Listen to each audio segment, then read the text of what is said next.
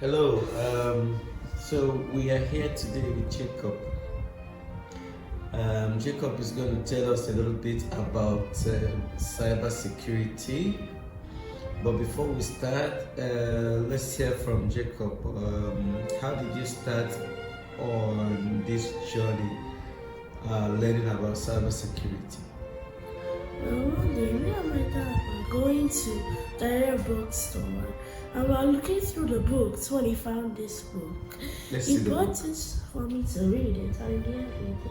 Oh, It's the called book CyberSecurity. the name is Cybersecurity for Dummies. Oh, okay, nice. It goes from easy to hard till I understand it all. Okay, that's beautiful. So tell us a little bit about what you've been learning from the book. I've learned about different types of attacks, how to prevent them, and what they do. Beautiful. What are the different types of attacks you've learned? Well, there are lots of attacks. There's denial of service, distributed denial of service. Hold on. If we talk about one, then we explain it. So, denial of service, that's DOS, right? Beautiful. Denial of service means flooding a computer with information so that it lags or stops. Like flooding a computer with pop-up messages. Okay. Distributed denial of service attack. Distributed what? Denial of service. DDoS. DDoS. It's Awesome. basically the same thing, except it's run to multiple people instead of one specific target. Okay, awesome. The next type of attack is ransomware. Ransomware is when a hacker steals your data, encrypts it, and then demands a ransom in exchange for the data back. The problem is, you don't know if they're telling the truth or not. Okay, that's ransomware. Okay, is there any other type of attack? There are the three main ones. Okay, those are the three main ones. Viruses, Trojans, and worms. Hold Virus. on.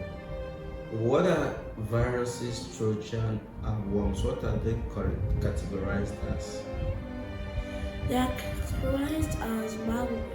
Malwares. Okay, so we've talked about attacks, and we've mentioned the three main attacks, three main types of attacks, right? Now we're going to talk about the malwares. What are the malwares?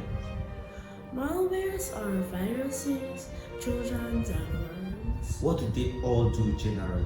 What do they do generally? They're based on infecting computers Beautiful. and So harming them. these three infect computers. So malwares infect computers. Malwares are like glue. They stick to something and they stay there. Attacks are like balls. They hit something and then they leave. Attacks are hit and runs. Okay. Malwares are like glue. They stay. Awesome. You know what I like about what you're saying is how this book has made it easy to understand. It gives a kind of very simple examples to make it easier to understand what you're talking about. So let's talk about viruses. What do they do? Viruses are like human viruses. They can be attached They to are like human viruses. They can be attached to files, be attachments of files, put on apps, websites, softwares, like normal viruses that can be on any surface or object. Okay. Once a computer gets a virus and it starts working and infects everything, viruses can steal data, destroy it, and can be used as a type of ransomware.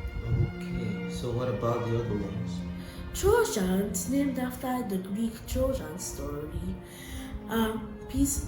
viruses that hide as normal apps or softwares, and they only show their true self after they're on your device. Okay. What of the next one? The worms are special types of malware that don't need a thing to spread. Think of the cloud as one big patch of sorrow. There are germs to represent viruses, pieces of jewelry with germs on them to represent Trojans, and earthworms to represent, well, worms. The difference is that the viruses and the Trojans need a human, a base of operation to start spreading. But the worms do whatever they like. They don't even need to leave the soil. Awesome analogy. Now, if I understand what you're saying, it means that the cloud, the computing cloud can be likened to a soil. Yes? Yeah. And the worms don't need to leave the soil. Like normally the worm on the earth doesn't need to leave the soil. Yeah, it can leave whenever it wants. A worm in the cloud can leave and infect whenever it wants. Like a worm in the ground can pop up whenever it wants. Okay, and go back.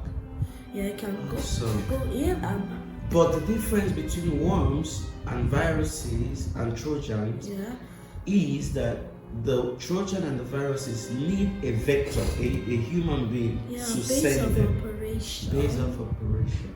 Awesome. Worms are also like attacks because they also hits and runs. They can stay on the computer but run back to the cloud if they get detected. So there's no definite way to stop a worm. Oh, interesting. So, in other words, are you trying to say that worms are more harmful than Trojans and viruses? Yeah, in case worms are the most powerful, followed by Trojans and then viruses. Oh, interesting.